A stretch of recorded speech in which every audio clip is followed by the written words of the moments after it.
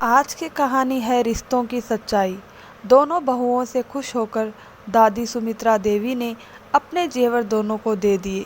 शालिनी और कविता ने कहा भी, आप ही पहनिए दादी, ये जेवर आप पर ही अच्छे लगते हैं। दादी मुस्कुराई और बोली, अरे बेटा, अब मैं बूढ़ी हो गई हूँ, अब ये जेवर मेरे किस काम के, अब तो मुझे ये चुभते हैं। तुम दोनों नई नई दुल्हनें हो, तुम पर अच्छे लगेंगे। दोनों बहुएं दादी को खुश करने का कोई मौका नहीं छोड़ती थी। दादी को यकीन हो गया कि अब उनका बुढ़ापा आराम से कटेगा। एक दिन दादी ने बिछी हुई चादर हटा दी। शालिनी ने पूछा, क्या हुआ दादी, ये चादर तो मैंने सुबह ही बदली थी। तभी गौरी एक बाल्टी पानी और झाड़ू लेकर आई और कमरा धोकर चली गई। दादी ने कहा, शालिनी, एक और चादर बिछा दो, फिर बताती हूँ। शालिनी ने चादर बिछा दी। दादी ने कहा, मुकेश का बेटा मेरे कमरे में घुस आया था और उसकी गेंद मेरे पलंग पर आ गिरी थी, इसीलिए कमरा धोकर शुद्ध करवाया।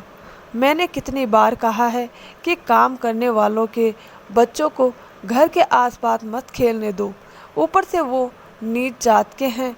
कुछ महीनों बाद दादी को एक गंभीर बीमारी ने घेर लिया। शरीर में घाव हो गए। कविता ने पति राजेश से कह दिया, मैं दादी के कमरे में नहीं जाऊंगी, अब से शांतिबाई ही उनका काम करेगी। शांतिबाई ने 2 दिन सफाई करने के बाद साफ मना कर दिया, मुझे घिन आती है, मैं नहीं आऊंगी। अब कोई दादी की सेवा के लिए तैयार नहीं था। दादी शालिनी और कविता को पुकारती है, लेकिन दोनों बहुएं बहाना बनाकर टाल देती है। कविता ने कहा, दीदी, अब मुझसे दादी का कमरा साफ नहीं होता, बहुत बदबू आती है।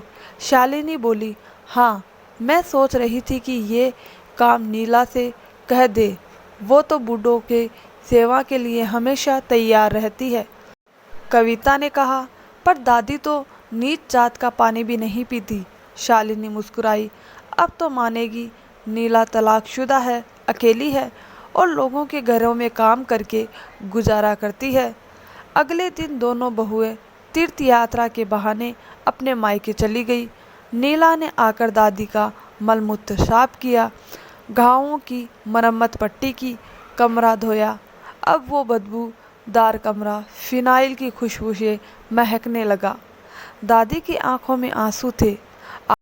आज उन्हें रिश्तों की असलियत समझ आ गई थी। उन्होंने नीला को आशीर्वाद दिया और धीरे धीरे उनकी तबीयत में सुधार होने लगा। दादी के ठीक होने की खबर मिलते ही दोनों बहुएं लौट आई।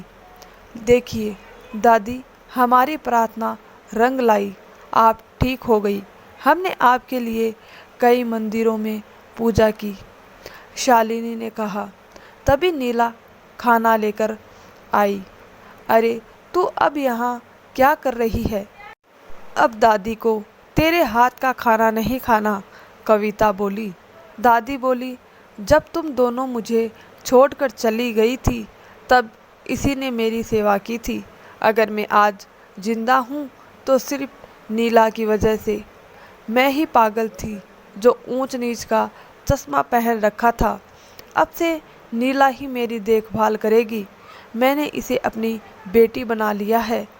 मेरी संपत्ति भी अब इसे ही मिलेगी और जो गहने मैंने तुम दोनों को दिए थे वो नीला को दे दो। देखो, इसकी कलाई, गला, कान सब सूने हैं। दादी की अंतिम बात सुनकर दोनों बहुएं चक्कर खाकर गिर पड़ी। तो दोस्तों, इस कहानी से हमें यह सीख मिलती है कि व्यक्ति जन्म या जात से नहीं बल्कि अपने कर्मों से महान होता है। दोस्तों, आपको हमारी ये छोटी सी कहानी कैसी लगी, हमें आपकी राय कमेंट बॉक्स में बताइए। और कहानी अच्छी लगी हो तो चैनल को सब्सक्राइब जरूर करें। धन्यवाद दोस्तों।